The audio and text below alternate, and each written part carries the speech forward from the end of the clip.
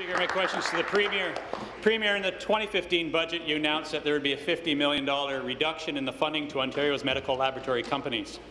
We have learned that Alpha Laboratories, whose CEO is former Liberal cabinet minister and leadership candidate Jared Kennedy, has actually been exempted from this cut and will continue to receive the previous funding. Mr. Speaker, my question is short and direct. Can the Premier confirm that Alpha Laboratories has in fact been exempted from this $50 million cut? Long-term care. Well, thank you, Mr. Speaker, and I appreciate the question.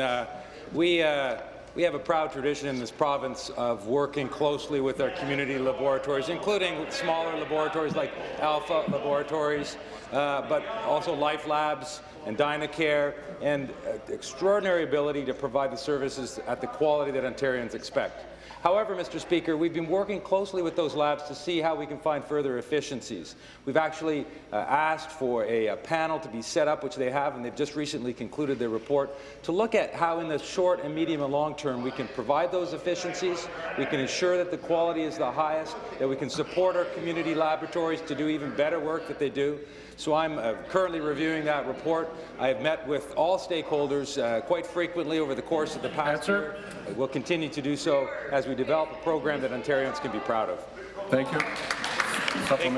Thank you, Speaker. Back to the Premier. Premier, you've rewarded the Minister of Finance and the Minister of Health for supporting you at your leadership convention by giving them plum cabinet positions. Mr. Kennedy also supported you at the convention, although you couldn't give him a cabinet post because he no longer sits as a member in this House. Mr. Speaker, I will ask once again to this Premier, will she confirm that the preferential treatment given to Jared Kennedy's Alpha Labs is in fact his reward for supporting her at the Liberal Leadership Convention?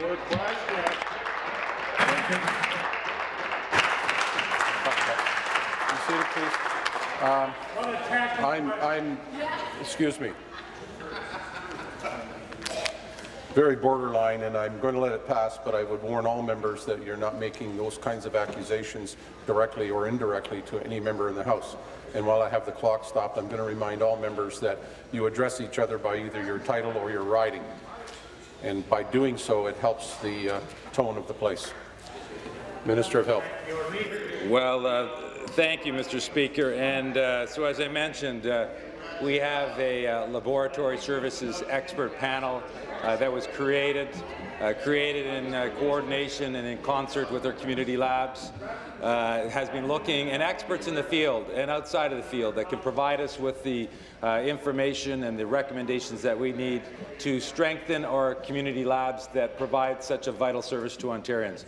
There are no special exceptions to how we view any of the laboratories.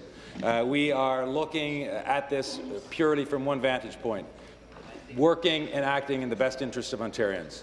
How we can find efficiencies so we can provide even more service to Ontarians, how we can ensure that laboratories exist throughout the province, providing a high quality of service. We will approach this in a way which is based on the good advice of the experts. Thank you.